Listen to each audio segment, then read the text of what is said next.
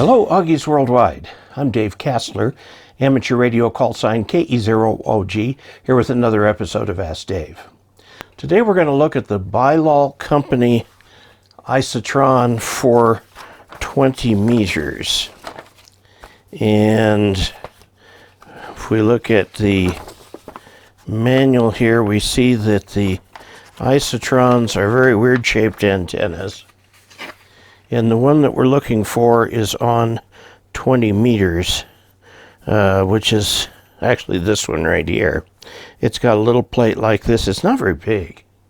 And I have seen these before. These have been for sale for many years. And on one of the Thursday evening sessions, an Augie suggested that I give it a try. The antenna is not expensive. It is substantially under $100. It's a single band antenna. This is for 20 meters. They have single band antennas for 160, 80, 40, or 30, 10, 11, 15, 17, or 12, and 20. And this is the one that we're looking at right here. It's a very strange looking antenna.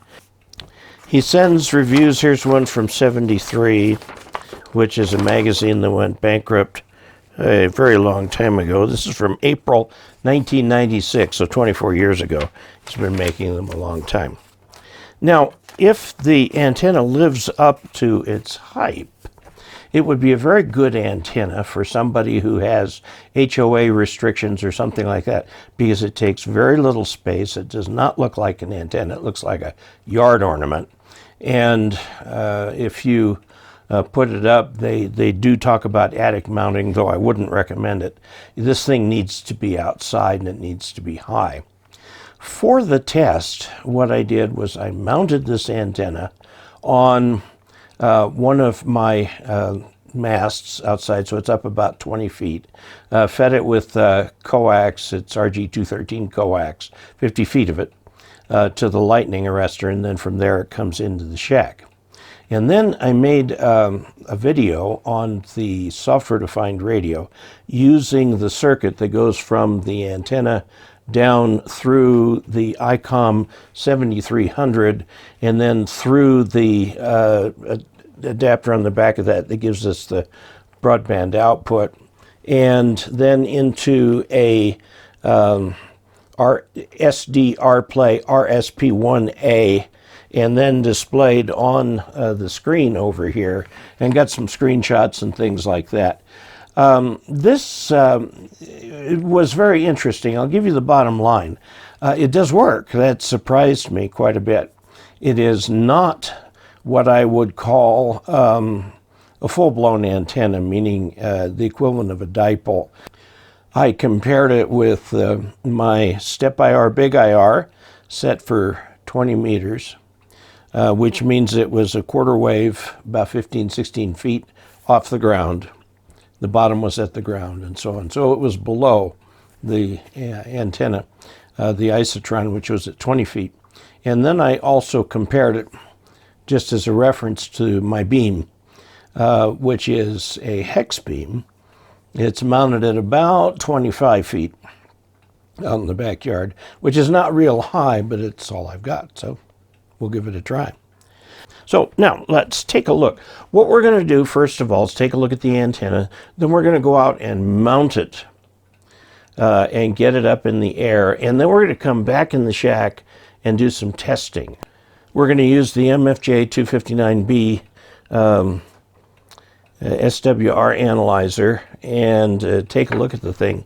One thing that really surprised me, I'll give you again the bottom line first, was the very first way we set it up, it hit resonance.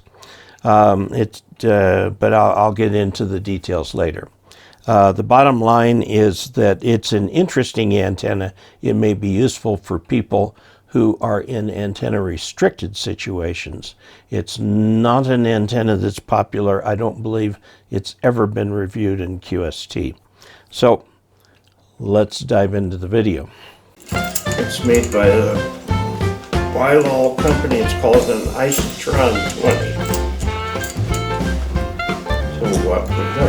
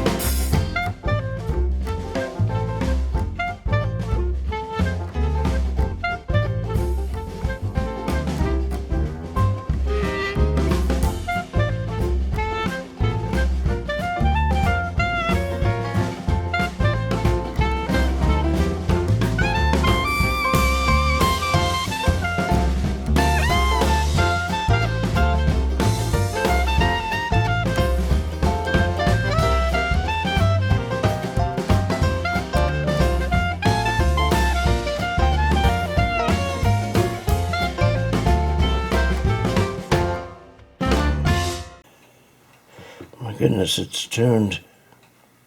Okay, we're looking for an SWR, which is that number right there. You can also see it on the meter down here.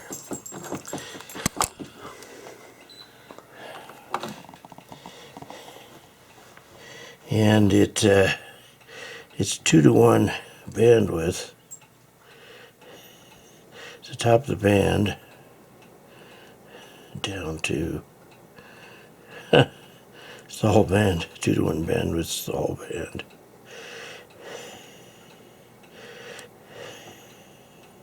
I'm amazed. I'm absolutely amazed.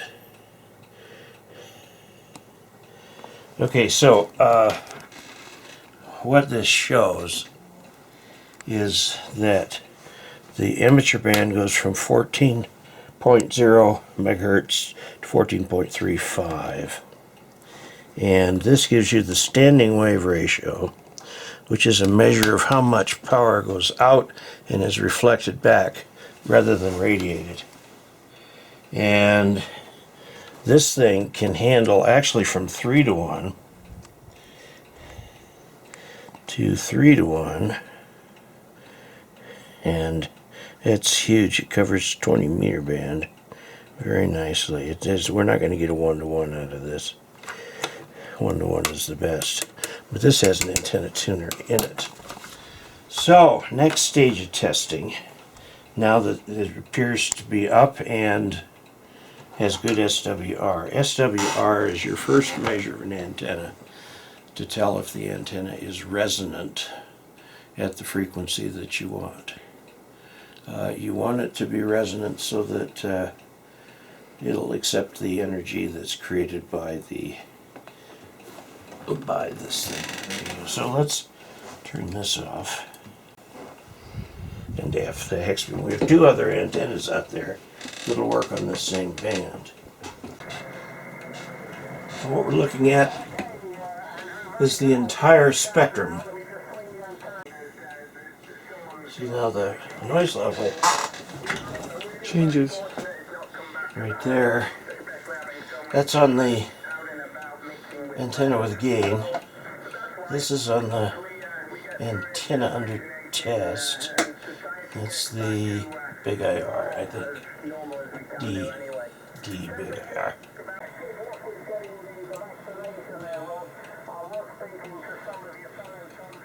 Hello.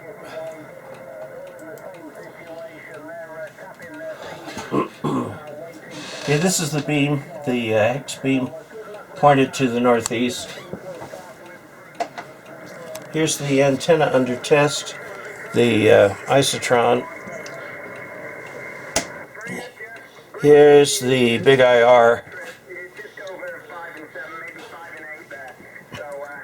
Antenna under test.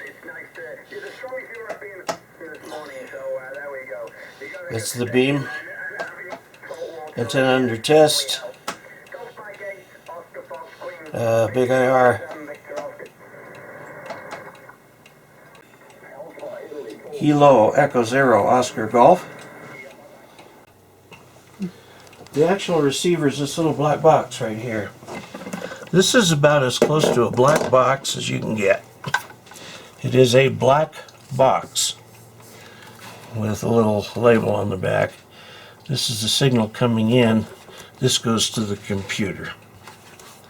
And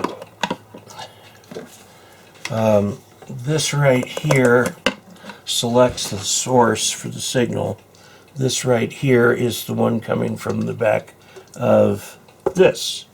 So I can take what this hears, put it onto here, it'll go through here and then on the screen. Or I can look at it on the screen right here and pick out essentially the same types of things. So 20 meters is a real popular band. Okay, so there you have it. What we have is an antenna that will work as a compromise antenna. I would say it's not as good as a dipole. It's not as good as my vertical antenna. I didn't compare it directly to a dipole. I did a vertical. The manual on the thing is very iffy about what the polarization is coming out of the thing. It says isotron. It is certainly not an isotropic antenna because no physical object can be an isotropic antenna, but it is extremely compact. And you could use it in a situation where you can't really have antennas exposed. You could put this up in a tree or something like that and would do well with it. It seems to be okay with a long run of coax. I've got 50 feet going out to it and then down to the lightning arrestor. And there's probably 20 feet further coming from there into the shack. So there you have it. If you would like to support this channel financially, you may. You can go to dcastler.com/support and look for different ways that you can do it there. I also encourage you to subscribe to this channel. Now, subscribe doesn't load up your inbox with lots of video prompts or anything like that. Rather, what it does is it is actually a signal of affirmation to YouTube that you like the channel, that you think YouTube should recommend it to others. And when I do live streams and so on, you can get a notification. So you have to do two things. You have to subscribe, then click the bell, and then however you tell YouTube to notify you is how you'll get the notification. So there you go. Have a great week, and until we next meet, 73.